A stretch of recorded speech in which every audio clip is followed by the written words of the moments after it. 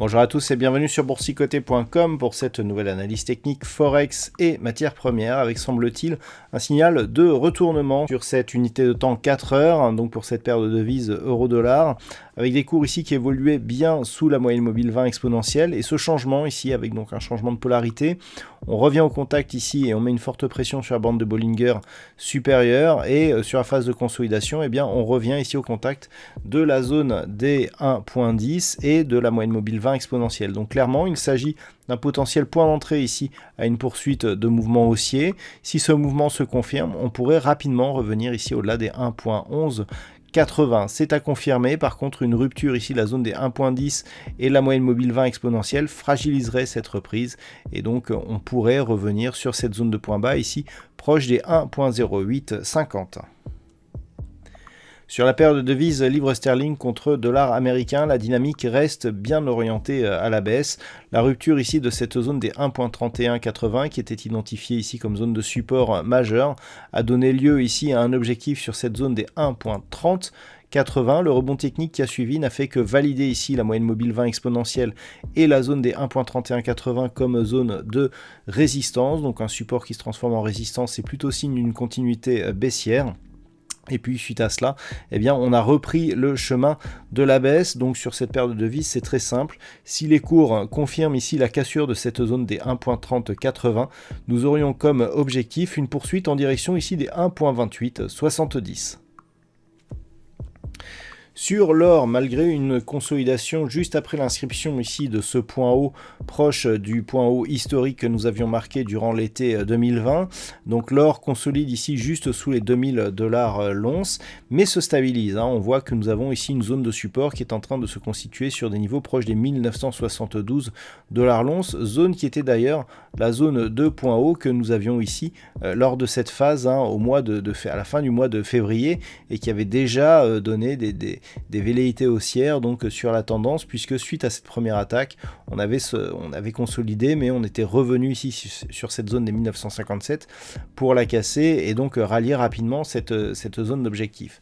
Donc clairement, on reste dans une dynamique haussière.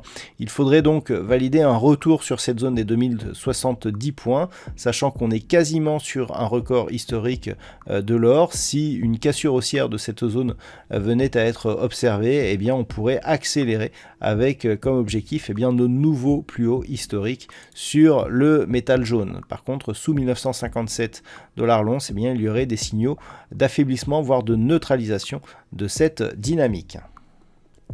Sur le WTI, par contre, il semblerait que la dynamique ait changé de sens suite à cette forte tendance haussière ici qui avait abouti à une zone de contact sur ces niveaux proches des 125,50 $ le baril. On est repassé sous la zone des 115, cette fameuse zone ici qui avait été résistant sur cette phase, puis validée comme support. Eh bien, on est revenu la tester, on l'a franchi. On a franchi aussi la zone des 110 et on a testé la zone des 104,50 $ le baril avant de revenir ici sur cette zone des 110, mais cette zone ici a agi comme résistance. Donc clairement, on est sur un changement de polarité. On passe ici d'une évolution entre moyenne mobile 20 exponentielle et bande de Bollinger supérieure, et cette zone ici, contact bol inférieur et sous la moyenne mobile 20 exponentielle.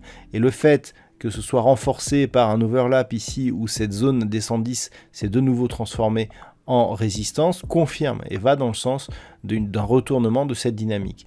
Donc on est clairement ici sur une zone intermédiaire, la zone des 104,50. En cas de rupture de cette zone, on pourrait viser comme objectif un retour sur la zone des 98 $ le baril. Par contre, d'un point de vue moyen terme, on pourrait revenir sur cette zone des 86 tant que l'on ne repasse pas au-dessus des 110 $ le baril.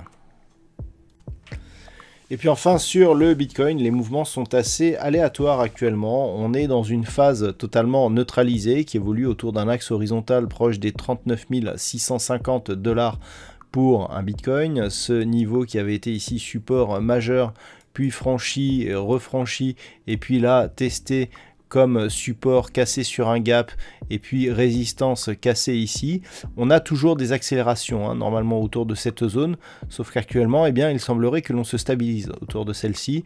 Donc clairement par rapport à la tendance globale, on reste dans un biais baissier qui temporise ici dans un range horizontal entre le point bas donc et le retracement à 38,2% de Fibonacci qui n'a même pas été testé. Donc clairement cette zone de temporisation horizontale s'apparente à une consolidation à plat.